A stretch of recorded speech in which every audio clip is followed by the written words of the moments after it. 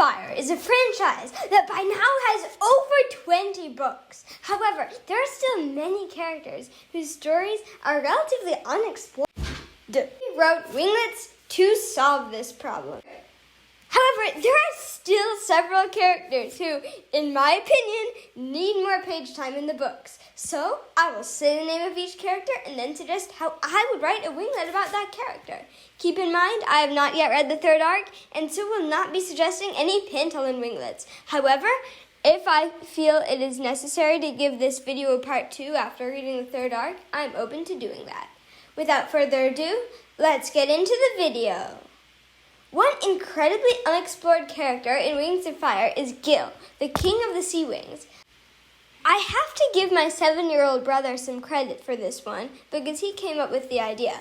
Anyway, Gil is, in my opinion, an amazing character. He's probably the best king in Wings of Fire.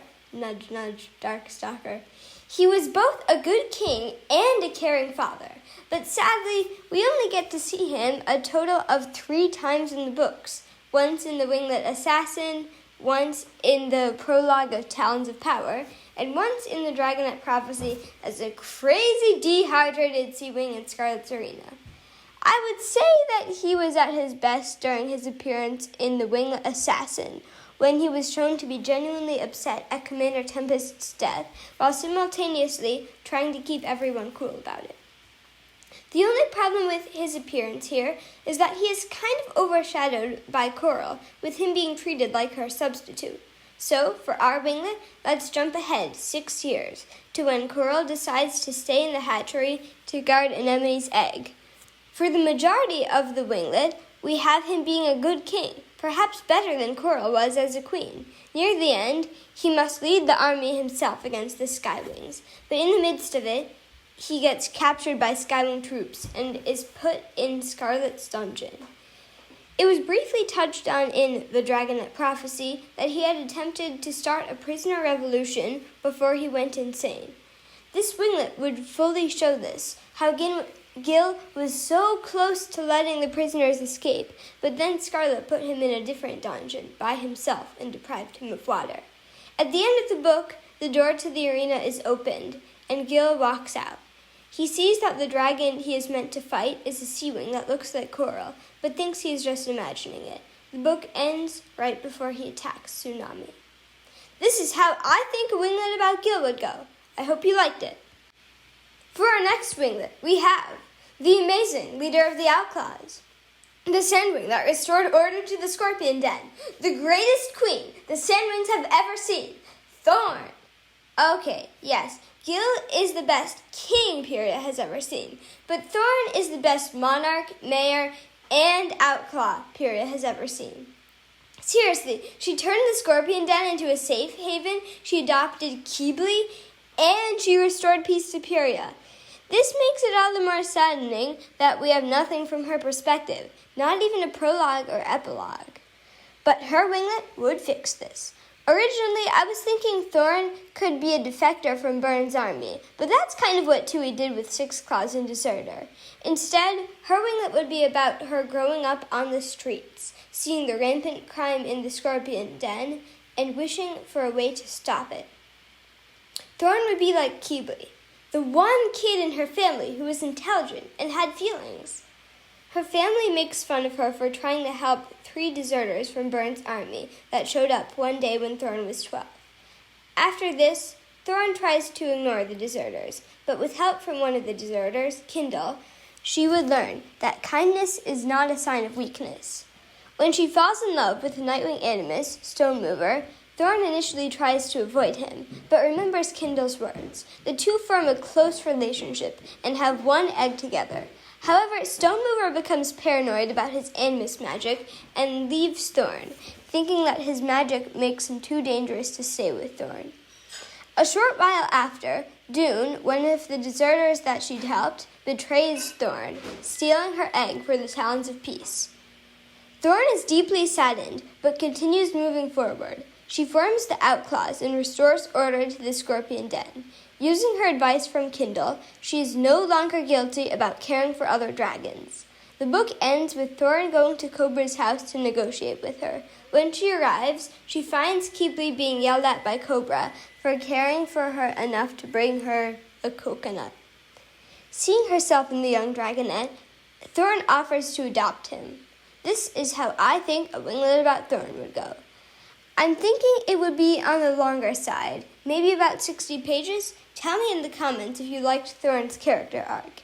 I thought it was quite fitting for her. Do you remember the false dragonettes of destiny?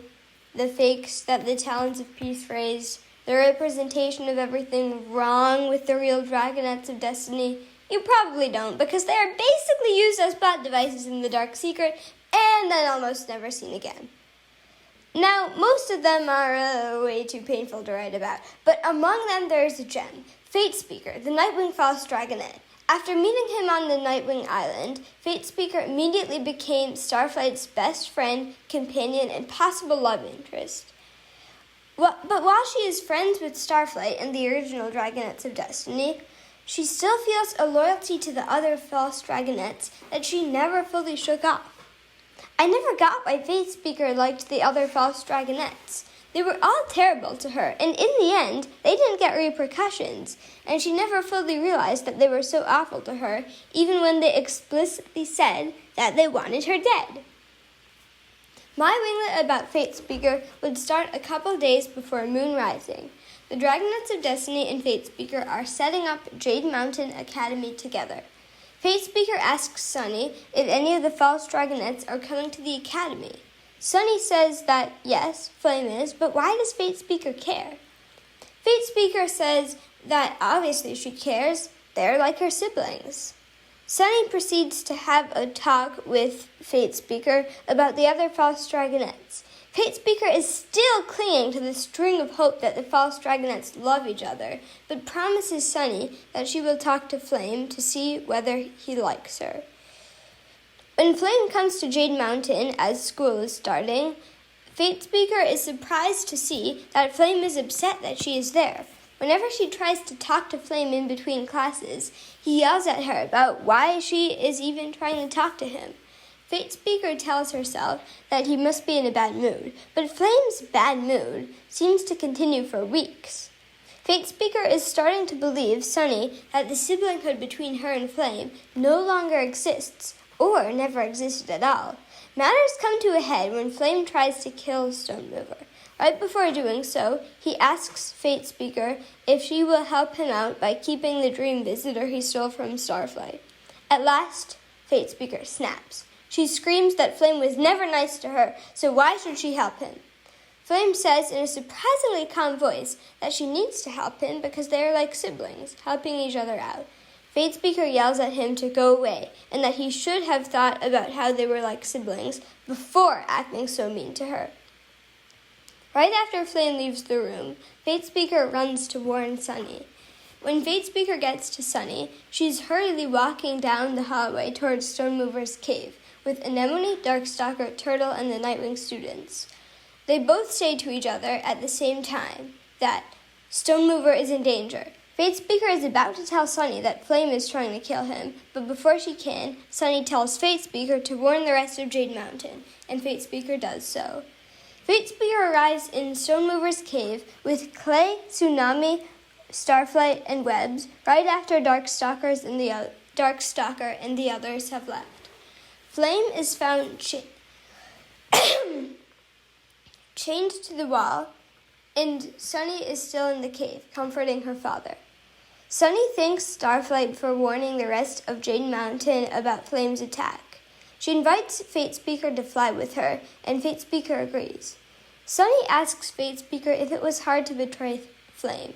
Fate Speaker says yes, but also thanks Sunny for helping her realize that just because she grew up with Flame doesn't mean that she should like him, or that he should like her. The winglet ends with Fate Speaker saying that she had just needed to remember that the original Dragonettes of Destiny are her friends now, not Flame. I think this winglet should totally be written, because not only would it delve deeper into Fate Speaker and her relationship with the false dragonettes, but it would also use Flame's attempted murder of Stone Mover as a background, which I think would give it some time to shine. This idea would probably make for a shorter winglet, maybe just 30 or 40 pages long. Once again tying into the Sea Wing royal family, we have Orca. To those who are unfamiliar with her, she was a Sea Wing princess and a secret animist who was hatched at around the beginning of the War of Sandwing Succession. I think that the idea of Orca being a secret animist is an unexplored topic, and it would be great to see more of it. This winglet would cover why she decided to keep her powers a secret and how she hid her magic during the Talons of Power ceremony. I'm guessing that she hid her magic during the ceremony because of being afraid of being used in the war. In Book 9, we saw what happened to Anemone when she used her power too much. However, the reason Anemone's power was discovered at all was that she was made an animist by Turtle during the ceremony. It is my opinion that if Anemone had been born an animist, she would have tried to keep it a secret during the ceremony. Orca had the chance that Anemone didn't. Orca, unlike Anemone, was old enough when tested that she knew she would be used as a weapon and slowly lose her soul if her power was discovered. Orca was able to keep it a secret. It is my opinion that Anemone would have ended up a lot like Orca if she had been born an animist with animist magic instead of being given it by Turtle. Orca, unlike Anemone, never lost her soul. However, like Anemone, she was naturally ambitious and power-seeking. I think that is why Orca challenged Coral so young, not because of going insane from animist magic. Seeing Orca in a winglet would be really cool, and I hope Tui can make it happen. I think we all remember the Rainwing Queens. Greedy, selfish. However, it is sometimes forgotten that the Rainwing's original queen, Grandeur, was much more selfless and ruled during a time when the Rainwing government was not weak and careless.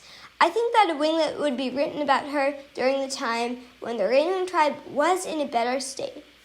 The winglet would probably start about 40 years before the main series. The Rainwing tribe, despite somehow appearing in nearly every main series book, is still somehow kind of unexplored. How did they lose their ability to read and write? How did other tribes forget about their venom? Why did they isolate themselves from the other tribes? This book would answer these questions from the perspective of Grandeur. I'm thinking that the winglet would start out with Grandeur operating the Rainwing government, meeting with traders, and speaking with representatives from other tribes. Perhaps she discusses with her husband, Handsome, her worries about none of their children challenging her, and how she is fast approaching 100 and likely to die within the next few decades. Handsome proposes the idea of allowing other dragons to be queen for a while so they could experience leadership. Grandeur initially scoffs at the idea, believing that no one else would be able to step up and be queen when the time came, so why would it be worth wasting her last 40 or so years teaching other people to do her job? However, a couple years later, when it becomes apparent that none of her daughters would ever be worthy of being queen, Grandeur agrees to train other queens. She starts with Magnificent, alternating months with her. Eventually, other Rainwings also want to sign up to be queen, and so after a couple years of working with Handsome's idea, Grandeur is alternating being queen with 5 other dragons: Magnificent, Dazzling, Exquisite, Splendor, and Fruit Bat. Handsome's idea of alternate queens is beginning to backfire, as the queens in training, instead of becoming more selfless and learning the ropes of being queen, have actually been made more selfish by being queen. They're blind to the problems of their fellow Rainwings and cut intertribal relationships to a minimum during their months, sending the economy of the Rainforest Kingdom into turmoil.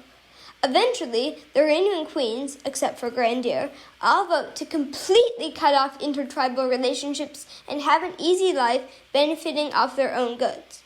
This cuts off the Rainwing tribe's supply of meat and stone. The Rainwings are forced to return to their barbaric life of living off their land that they had way back before the scorching. While Grandeur is deeply upset by this and attempts to take the other queens out of power, she is now being considered equal to them and so cannot do anything to them. With the royal bloodline and traditional Rainwing challenges being forgotten by most, the Rainwings become accustomed to just being able to sign up to be queen. The new queens stop funding education programs, and newly hatched dragonettes have no way to learn to read and write. They combine all the Rainwing eggs into 3 hatcheries and stop keeping track of the dragonettes. Lastly, they cancel the scrolls published about Rainwing venom, worrying that other tribes might try to attack them if it was known that the Rainwings posed such a threat. Grandier, horrified, tries to undo many of the alternate queen's decrees, but is ultimately unsuccessful. Her experience with the alternate queens only convinces her further that it is not worth looking for new queens because she is the only one worthy.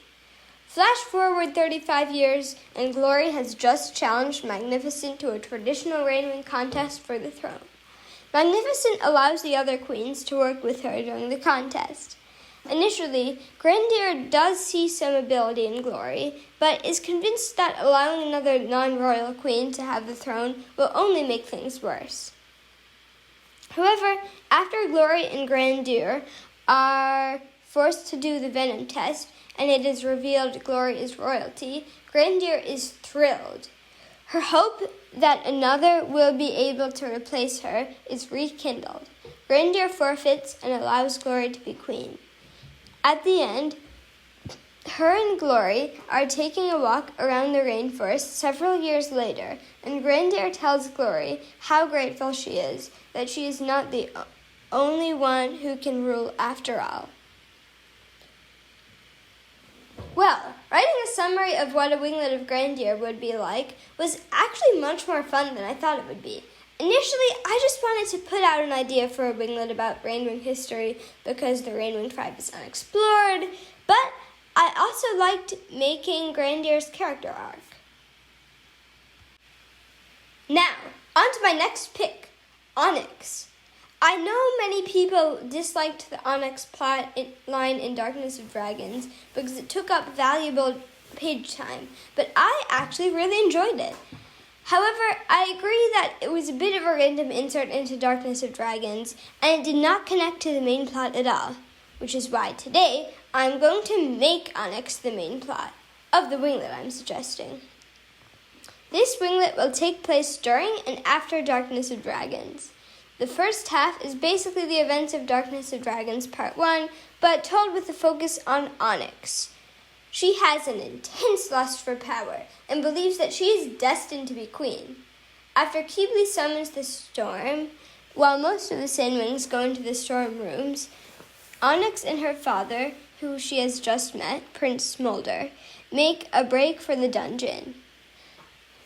Onyx pauses, saying that this might be her only chance to kill Thorn. Smolder tells her she can't, and that there are things more important than power. However, Onyx turns around and heads to the storm room to kill Thorn. She feels a sharp stab of pain in her foot and falls to the ground, unconscious. Onyx wakes up in the dungeon and asks Smolder what happened.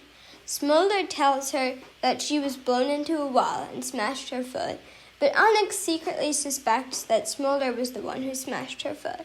However, Onyx can't do anything about it now that she is crippled and must live in the infirmary for the next few weeks until she can walk.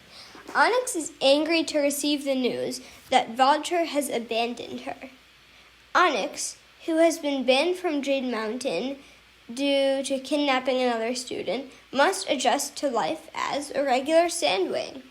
She receives a pardon from Thorn, who thinks that Onyx was just being manipulated by Vulture. Little does Thorn know, Onyx still wants her dead anyway. At least, Onyx thinks she does.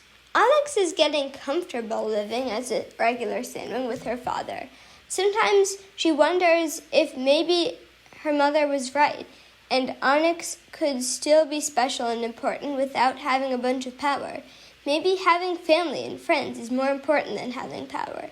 Things get weird when Thorn becomes her stepmother and they move into the palace. But interacting with Thorn shows Onyx that Thorn isn't such a bad queen. Several years later, after adjusting to a basically normal life, Onyx's foot has been giving her pain again. Smolder admits that he was the one who smashed it and apologizes. Onyx says she knows, but forgives him, knowing that he was just trying to keep Thorn safe.